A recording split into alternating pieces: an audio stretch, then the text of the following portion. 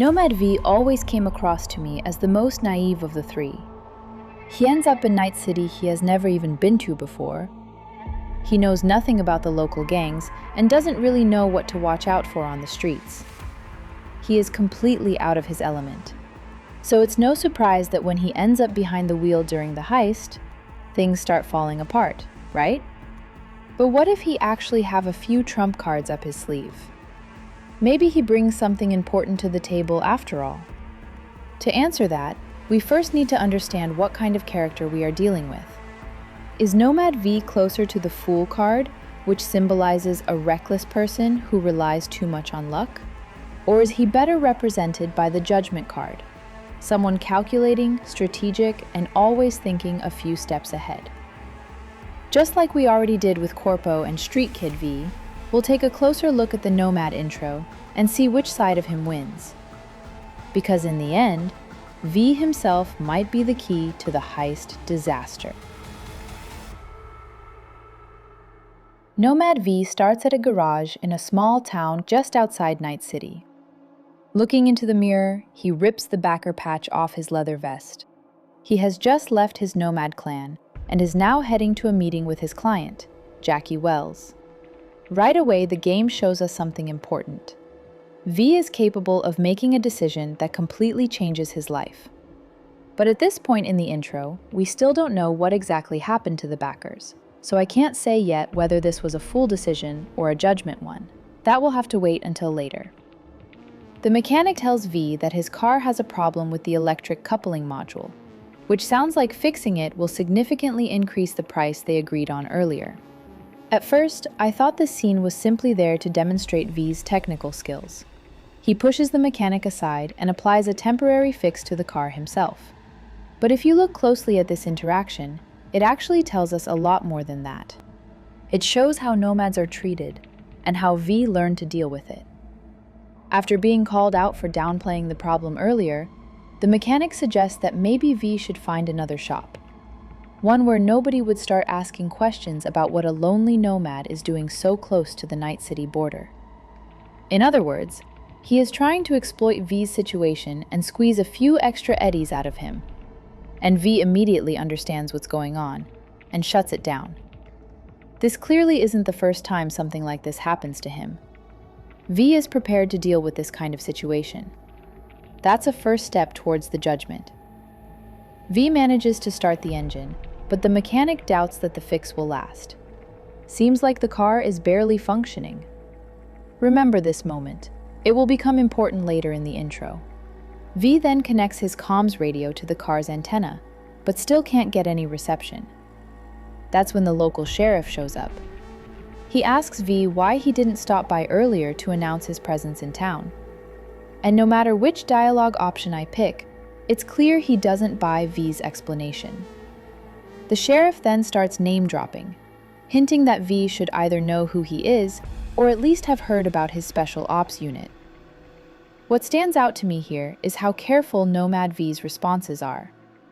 Even when I choose to push back a little, he never actually insults the sheriff. At most, he throws in a dry remark. Compared to what Corpo or Street Kid V might say in the same situation, Nomad V feels noticeably more restrained. It's as if he's learned that in situations like this, keeping your cool is the safest strategy. That's another point for Judgement. Eventually, the sheriff decides that V is being uncooperative and makes it clear he didn't expect much more from a nomad. At this point, the conversation splits into two possible routes. In one route, V finally loses his temper. He openly challenges the sheriff, defends the nomad's reputation, even calls him a dog on a leash for the corpos. And then he drives off, throwing an insult at the very last moment. It's a fun exchange which also feels authentic to Nomad V, but realistically, any of these remarks could easily land V in custody out of pure spite, which would mean missing the meeting with his client and blowing the entire job before it even starts. So for this playthrough, I stick with the strong, silent type, someone who refuses to take the bait. When the sheriff says he expected nothing more from a nomad, V simply replies that he'll leave town as soon as he fixes the car. The sheriff then asks where V's clan is stationed, and V calmly answers that he doesn't have a clan anymore. He's heading to Night City alone. After a few more tense lines, the sheriff tells him to leave town as soon as possible. V doesn't escalate the situation. He just drives off, still planning to do what he came here to do. I'm not giving any extra judgment points here. V is just following the same trait we've already seen earlier, and honestly, it's just common sense. So in my playthrough, Nomad V is someone who keeps his cool and avoids unnecessary trouble. And he heads toward the comms tower with 2 judgment points in his pocket. At the comms tower, V manages to reach a fixer named Willie McCoy, the one who got him this job in the first place. And here we learn a few more details about V's situation. It turns out that V left his clan right after they decided to join the Snake Nation. Because of that, he's no longer considered a nomad, which means he won't be able to find work in these parts anymore. V also says that the Snake Nation can kiss his ass, which suggests that leaving the clan was probably an emotional decision rather than a rational one. And this is where I'll give V his first fool point. Because while his courage is admirable, taking such a huge leap into the unknown without preparation is definitely reckless, even if in a good way. McCoy isn't really supposed to help V anymore, but he makes one last exception and checks whether Jackie left a message for him. Having a good enough reputation with the fixer that he agrees to help you out, even if it technically breaks the Nomad rules, is definitely a mark in the judgment column for me. It means V must have earned at least a little loyalty along the way. Jackie did leave a message, so V heads to the new meeting spot, an abandoned farm. During the ride, I, as a player, can really feel how hard it is to drive this tin can of a car and how much effort every mile costs it. I'd like to pause here for a moment to say thank you to everyone who watched my previous 2 videos and left comments. It really motivates me to keep going. And if you're enjoying this video so far, please consider subscribing to the channel. It really helps more people discover it. Thank you so much. Jackie seems completely chill about V being late. In his usual charismatic way, he instantly puts V at ease and gets him to admit that he has never actually been to Night City before. This moment really made me pause the first time I played as a nomad. Wait, are you telling me that V took a job to smuggle stolen cargo into a city whose border he has never even crossed before? I'm not exactly a smuggler myself, but even I know that it doesn't work like that. This kind of job depends heavily on knowing the right people and knowing whose hand to grease. But V seems to think that if he knows how to smuggle something into one city, he knows how to smuggle it into all of them. That's a peak fool moment. Probably one of the biggest ones across all 3 life paths, if you ask me. And then V tells Jackie to load the crate they are transporting into the car. Yes, that same car that is barely running. In his earlier conversation with Willie, V even admits that it's a miracle the car managed to get him to town at all. And yet now he plans to drive it across the border, with stolen cargo and his client inside, into a situation where anything could go wrong. One could argue that V doesn't really have another option here. He simply has to move forward with what he has. But perhaps if he had chosen practicality over his nomad pride and paid the mechanic a little extra to fix the car properly, this situation could have been avoided altogether. In any case, this is another extremely reckless moment, and another point for the fool. When they reach the border, V asks Jackie to hand him the credit chip with the bribe and the cargo manifest. And then he seems genuinely surprised when he notices that the cargo is marked "Lost on Arrival." The fact that he never checked this earlier, and only discovers it when their car is already blocked at customs, shows an almost unforgivable lack of preparation for this whole gig. If preparing the correct paperwork isn't technically part of a nomad's job, the very least he could have done was warn Jackie ahead of time so that he could get the paperwork in order. And there's another detail that caught my attention. This manifest is supposed to be an annex to the customs declaration form, which is completely missing. All of this is incredibly sloppy. Another mark in the fool column. V then goes to talk to the customs officer. Here we are presented with a rather hilarious dialogue option. When the officer asks him to show his papers, V can respond by asking whether this is a routine, which is strange because V himself just drove into the customs declaration lane a moment ago. Surely he knows he will be asked to show some documents. I also can't write this option off as V trying to play innocent and inexperienced, because a moment later he calmly presents the LOA manifest and the chip with the bribe. I'm definitely not choosing this option and instead go with, I know the drill. But the situation is already strange enough. V should have been tipped off the moment the customs officer started asking questions after looking at the LOA manifest, which, according to the game's lore, shouldn't really happen at all. That's why when the officer asks which Nomad clan V drives for, there isn't really a good dialogue option available.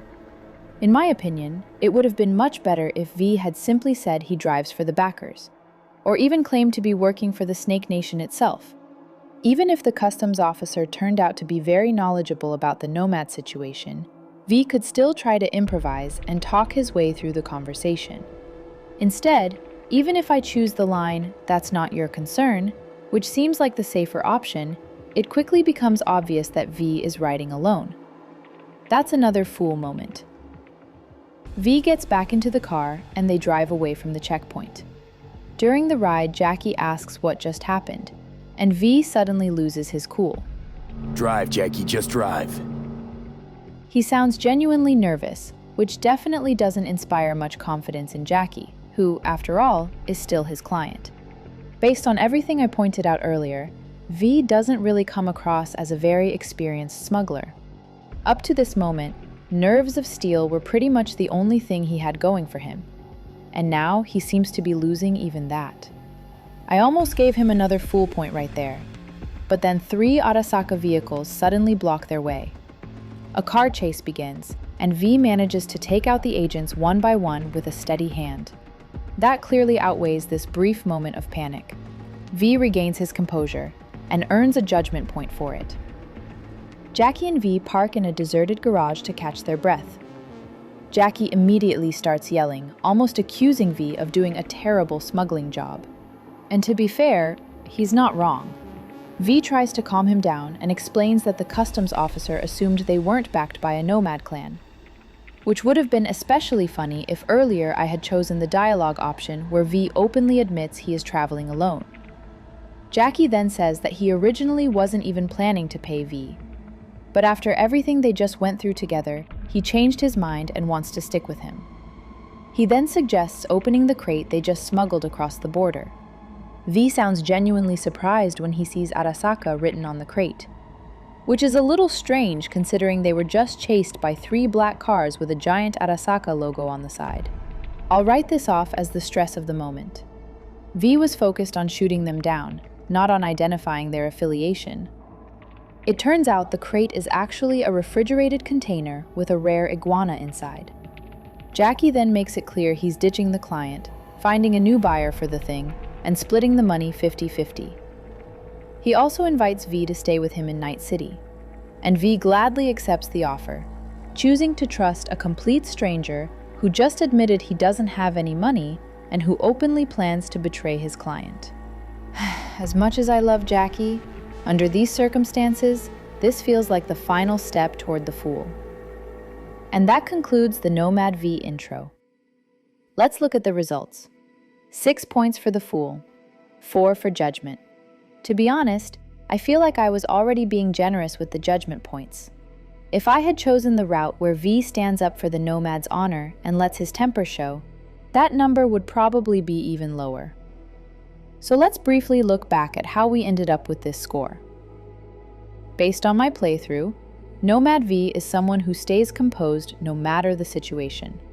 He's equipped to deal with whatever kind of shit that is thrown his way. He knows how to stay out of trouble and isn't easily provoked. At the same time, V seems to trust his luck a little too much when facing dangerous situations. He can make rushed, emotional decisions without really thinking them through. He shows unjustified irresponsibility in moments where he should be acting like a professional. He prefers going with the flow instead of preparing properly. And he sometimes reveals information that would have been better left unsaid. I like Nomad V. His ability to jump off a cliff and hope for the best actually resonates with me. But I would be lying if I said I didn't expect the outcome of this video. During my first playthrough as a nomad, his intro already felt strange to me. The smuggling job didn't quite make sense, and V's behavior left me puzzled. After going through this analysis, I feel like that first impression wasn't wrong.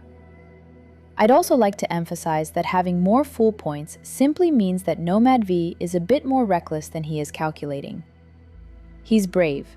He takes risks and thinks on his feet. Maybe that's exactly what makes him such a valuable asset. But could this also be one of the reasons the heist ends in disaster? Let me know in the comments whether you agree with my point distribution. Was I too harsh on Nomad V? Did I overlook something important? I'm always curious to hear different takes. If you haven't seen my breakdowns of Corpo and Street Kid, those videos are already on the channel. You might want to check those out as well. Originally, I was planning to look at Dexter, DeShawn, and Evelyn next, but while analyzing 3V intros, I couldn't help noticing how different Jackie feels depending on which life path you play.